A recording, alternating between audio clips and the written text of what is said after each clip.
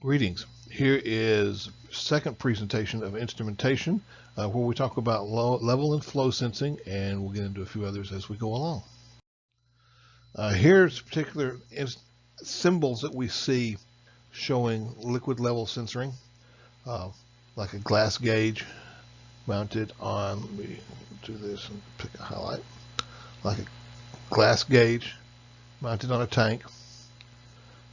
This one's externally connected, so it's only shown on the outside. In other words, it only connects top and bottom. This is very similar to that. Here's a float type. Here's one with a level transmitter. Here's a level transmitter that's differential pressure. It's mounted on the tank. Here's one that's separate from the tank. Here's a capacitance or an electric type, and this is basically a paddle wheel or lever type.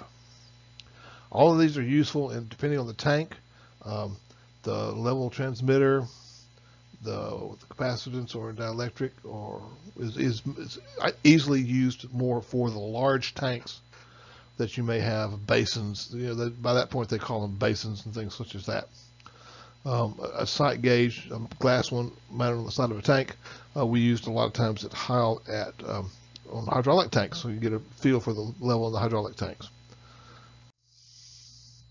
Now, I want you to, on your own, go through and read through these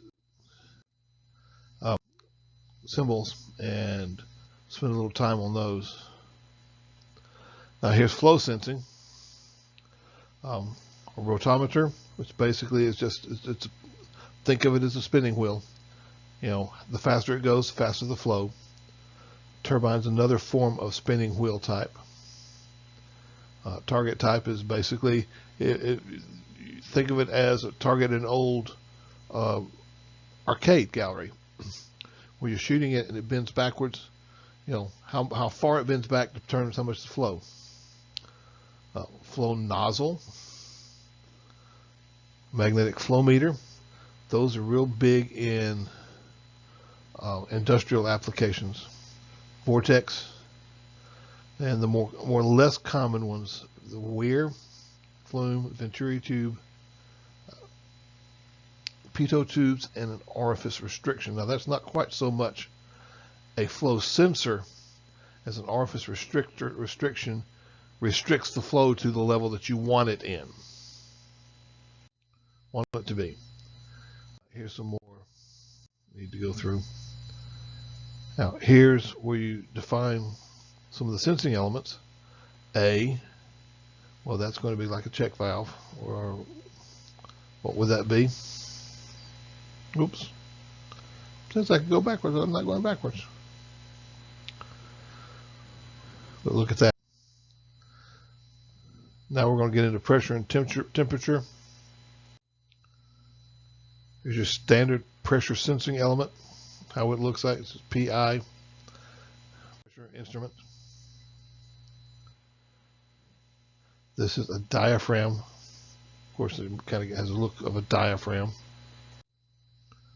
So, here's a pressure element through a diaphragm on the process line.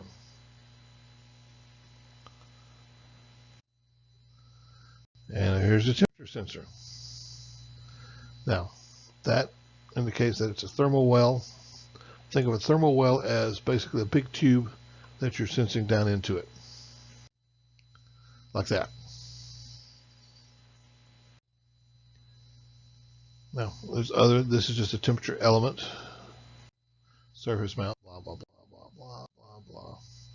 Now, I'll put these up with and without the narration so that you can study those and then take your time with those other ones.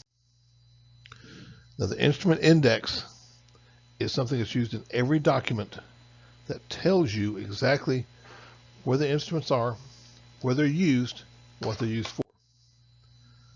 Now here's a prime example. Here's the tag that would appear on the instrument. This is where it's at, as well as there, front panel. There's your manufacturer, spec sheet, P&I drawing, lots of information about it. Now this nothing more than the rev chart for that. Location level, P is front of panel, and it's in the vendor package. So PV is front of panel, vendor package. Whereas L would be a local panel, local to this cooling tower, not to local to where you're at, etc., etc. This is your boilerplate for all drawings in that firm. Here's another one. This is bigger. Again, same information, same concepts, but it adds a few more drawings. It could be where the instrument will show now. Here's the instrument data chart. It's another form of an instrument index. Here's again your tag, what it does. This one doesn't worry about it, but there's your manufacturer, the manufacturer part number. So if you ever got to go around and replace one, it'll show you where to find that information.